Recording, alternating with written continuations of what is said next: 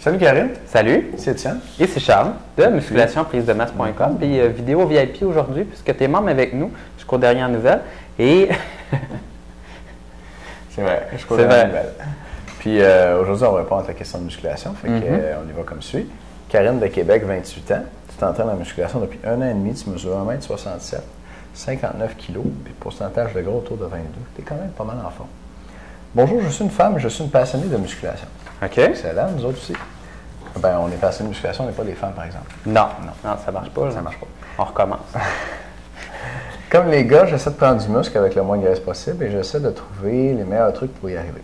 Étant donné que les sources d'informations destinées aux femmes sur ce sujet sont plutôt limitées, je prends en considération ceux donnés pour les hommes. Mais tu fais bien.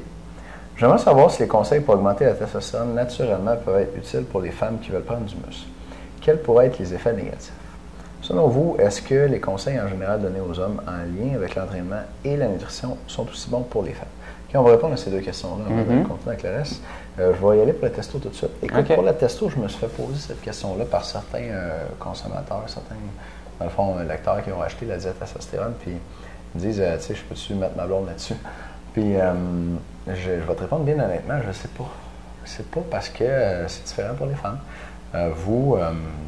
C'est l'estrogène, votre hormone principale, les estrogènes en fait. Puis je pense que l'estrogène principal, c'est l'estradiol. Fait que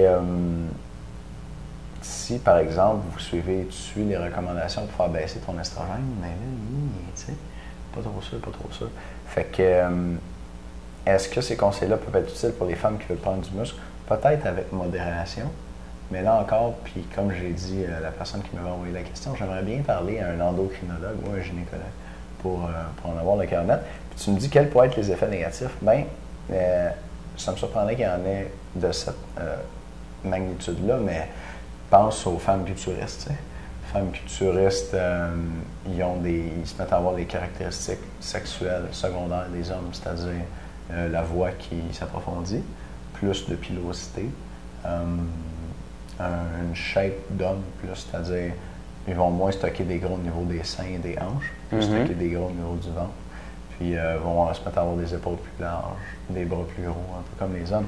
Tu ne te rendras pas là avec la diète testostérone, mais s'il y avait des effets secondaires avec une grande augmentation de testostérone pour toi en suivant la diète testostérone, ça ressemblerait, quoique en moins grave, aux effets secondaires qu'on voit chez les femmes culturistes.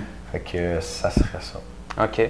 Moi, de ce que j'ai lu un peu là-dessus, 2 livres notamment, et là-dedans, ça disait que les femmes, autant que les hommes, avaient trop d'estrogène à cette heure en 2011 et que valait mieux les baisser quand même pas mal. Et l'autre chose, c'est que tout le monde avait intérêt à rajouter un peu de testostérone, puisque ça leur augmente l'énergie, ça leur augmente la bonne forme physique. Et ça réduit également le pourcentage de gras, ça l'aide à faire perdre du poids et à côté.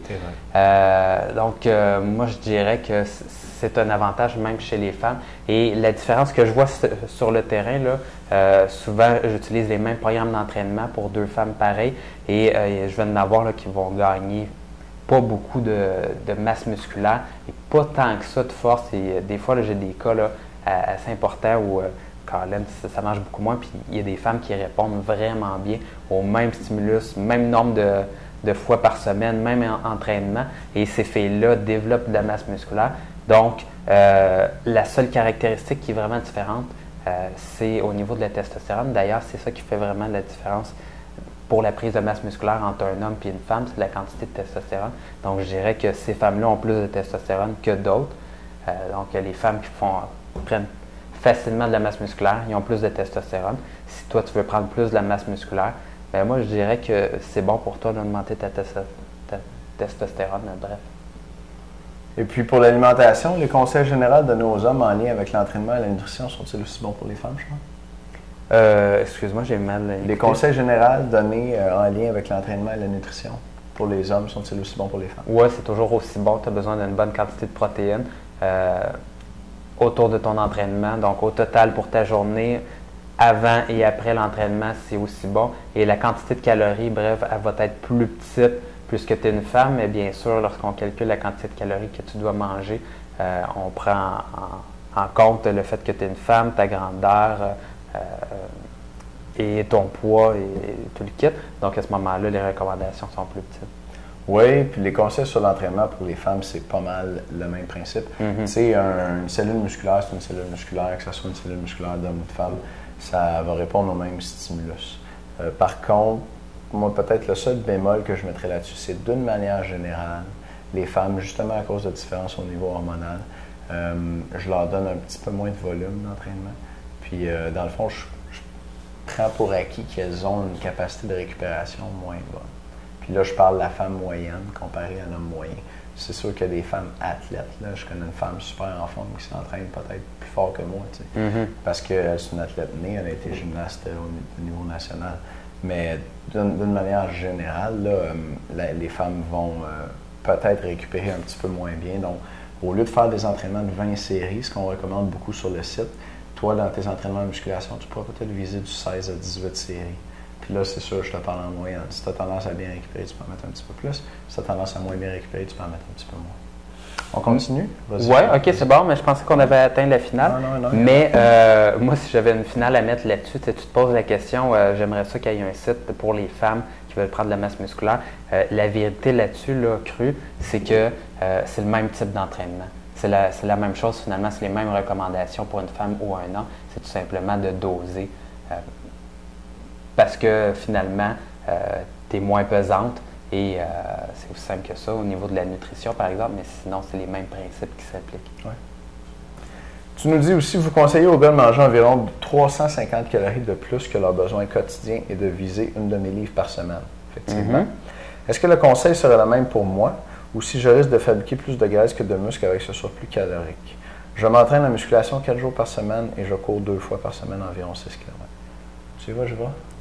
Je peux bien y aller. Écoute, le fait que tu as moins de testostérone dans ton corps puisque tu es une femme, ça va faire en sorte que tu as un potentiel de prise de masse musculaire moins grand qu'un homme.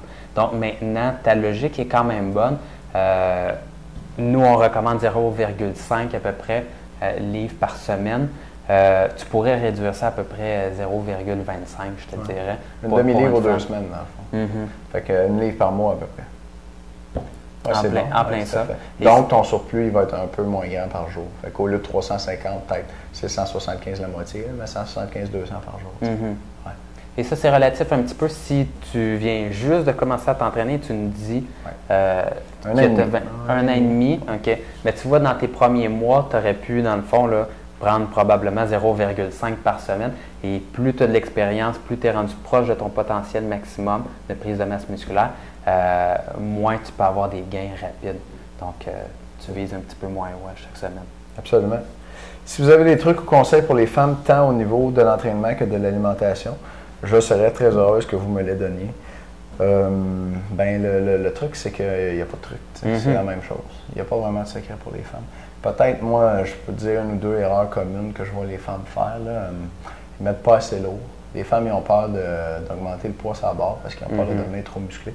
Mais toi, si tu es une passionnée de musculation, comme tu me dis, puis tu t'entraînes depuis 1 an et demi, tu dois savoir, même si tu fais des squats avec 200 livres, tu n'auras pas des cuisses comme Ronnie Coleman. Justement, à cause des différences hormonales, principalement, vous prenez moins de muscles, les femmes. Puis pour avoir une femme découpée, là, une belle silhouette, il faut mettre beaucoup de poids. Puis tu ne prendras pas de la masse musculaire là, comme un homme pourrait en prendre. Il y a plusieurs femmes aussi qui se disent je ne veux pas devenir trop carré, mais souvent, s'il y a un peu de gras à perdre, si tu as un bon physique bien musclé, mais tu n'as pas beaucoup de gras, à ce moment-là, tu vas vraiment avoir un beau physique. Et l'autre erreur, c'est de passer 1 heure sur le cardio aussi. Donc, fais pas ça. Fais 4 fois muscu, 2 fois cardio, c'est pas pire. Ouais. C'est déjà bon. Oui, c'est déjà bon. Peut-être juste éviter aussi les exercices pour les jambes abducteurs. Ne perds pas trop ton temps avec ça. Moi, je ferais du squat, du leg press, du deadlift. C'est ces exercices-là qui sollicitent les muscles des jambes le plus fortement et puis qui vont les faire grossir le plus. Un bon indicateur, là, c'est le poids que tu mets sur la barre. La machine adducteur, je pense que tu mets bien plus que 60 livres là-dessus. Mais sur un squat, si tu es bien entraîné, tu vas en mettre 150, 200. Mais s'il y a 200 livres sur la barre, il y a bien des chances que ça travaille ton corps et tes muscles plus que juste le 60. Fait que ça fait le tour pour moi, les erreurs que je vois souvent les femmes faire. Non, c'est des très bons conseils. Limite-toi pas juste, dans le fond, à des petits exercices, le kickback pour le triceps. Vas-y vraiment avec des exercices de base et c'est ce qui fonctionne. Good. Karine, j'espère qu'on a bien répondu à ta question. C'est super que tu sois un membre avec nous. Si tu as d'autres questions, ne gêne-toi pas pour nous les envoyer. Comme ça, on va te répondre par vidéo. Et puis, merci, Karine. C'est ça. Salut.